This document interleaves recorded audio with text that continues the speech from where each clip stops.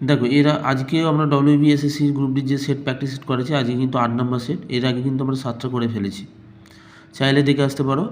আজকের 1 নম্বর কোয়েশ্চেন হচ্ছে ভারতীয় সংবিধানে অ্যান্টি ডিফেকশন আইন কোন তপশিলে বর্ণিত আছে।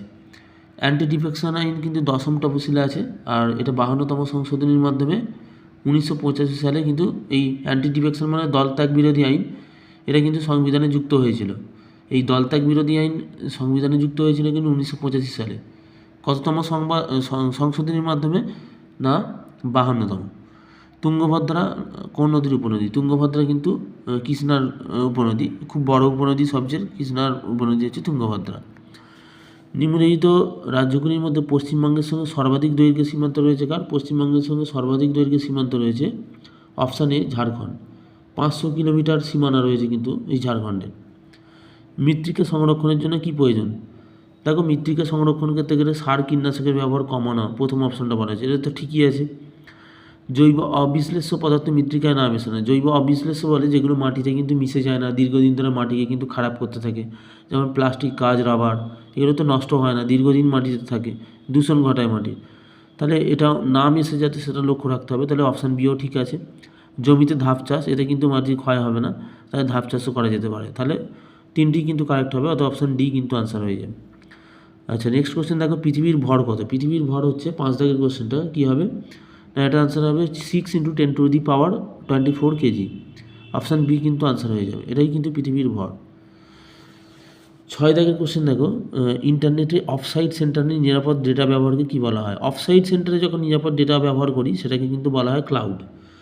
এখানে কিন্তু ডেটা স্টোর, ডেটা অ্যাক্সেস সব কাজ কিন্তু নেটওয়ার্ক করে এই ক্লাউডের মধ্যে। ইলেকট্রনিক কম্পিউটার আবিষ্কার করেন কে? ইলেকট্রনিক কম্পিউটার আবিষ্কার করেন কিন্তু ডক্টর অ্যালান এম টারিং।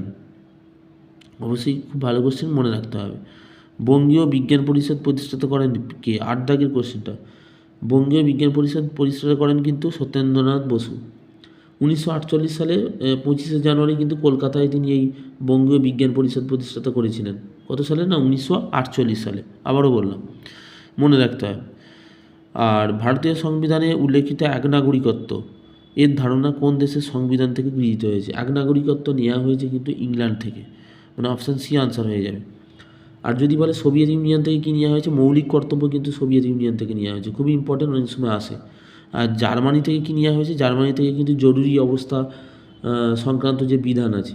আর মার্কিন যুক্তরাষ্ট্র থেকে কী নেওয়া হয়েছে? মৌলিক অধিকার, তারপর হাইকোর্ট আর সুপ্রিম কোর্টের যে বিচারকদের অপসারণ, প্রস্তাবনার ধারণা, উপরাষ্ট্রপতি পদ, এগুলো সবই কিন্তু নেওয়া হয়েছে না মার্কিন যুক্তরাষ্ট্র থেকে।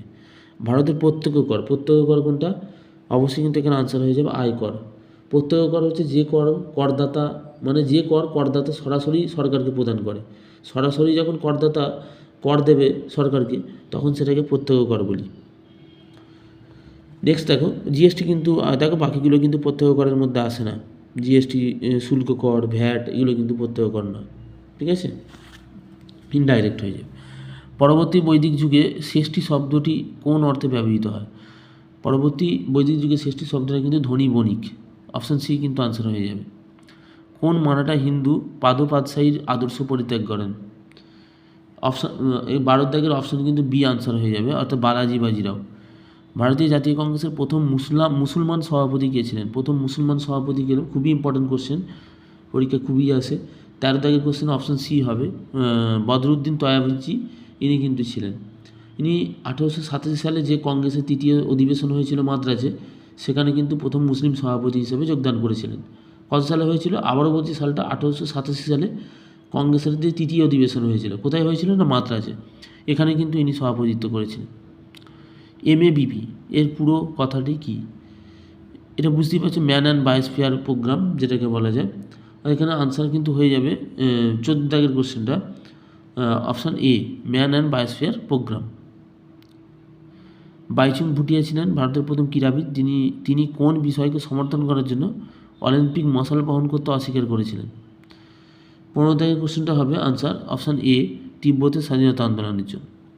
1944 সালে নিম্নলিখিত কে ভারতীয় প্রত্নতাত্ত্বিক বিভাগের মহাপরিচালক পদে আসীন হন এবং হরপ্পার খনন কার্যের দায়িত্বভারও কিন্তু গ্রহণ করেন? ইনি হলেন কে? ইনি হলেন R.E.M. হুইলার। 16 দাগের কিন্তু অপশান ডি আনসার হয়ে যাবে। R.E.M. হুইলার, ইনি ভারতীয় প্রত্নতত্ত্ব বিভাগ, যেটা 1861 সালে প্রতিষ্ঠিত হয়েছিল, ভারতীয় প্রত্নতত্ত্ব বিভাগ। হরপ্পার মহেঞ্জোদারোর খনন কার্যও কিন্তু ইনিই করেছিলেন, এটাও কিন্তু মাথায় রাখতে হবে। ভারতের দেশ জনপ্রতিনিধিত্ব আইন 1951 এবং 29A নম্বর ধারাতে বিধান দ্বারা পরিচালিত হয়। 17 দাগের কোশ্চেন হচ্ছে অপশান ডি, রাজনৈতিক দলের নিবন্ধন। কলাভবন প্রতিষ্ঠাতা করে কাকে রবীন্দ্রনাথ তার আচার্য করে নিয়ে আসেন? 18 দাগের কোশ্চেনটা কিন্তু অপশান হবে সি, নন্দলাল বসু। রবীন্দ্রনাথ ঠাকুর 1919 সালে কলাভবন প্রতিষ্ঠাতা করেছিলেন, 1919 সালে। আর নন্দলাল বসু ছিলেন অবনীন্দ্রনাথ ঠাকুরের শিষ্য ছিলেন। 19 দাগের কোশ্চেনটা, নৌমহড়া, যেটা ইন্দ্র নাম, 2025-এ কোন কোন দেশের মধ্যে অনুষ্ঠিত হয়েছে? এই নৌমহড়াটা হয়েছে ভারত এবং রাশিয়ার মধ্যে। অপশান কোথায় আছে দেখো, অপশান আছে ডি। সম্প্রতি 11তম ভারতীয় ক্রিকেটার হিসেবে আইসিসি হল অফ ফেমের অন্তর্ভুক্ত করা হয়েছে। খুবই ইম্পর্টেন্ট কোশ্চেন। ইনি হলেন মহেন্দ্র সিং ধোনি। ঠিক আছে, আজকে আমাদের কিন্তু এই 20টা কোশ্চেন ছিল। পরের দিন কিন্তু আবার আমরা একটা সেট নিয়ে আসবো। ধন্যবাদ সবাইকে।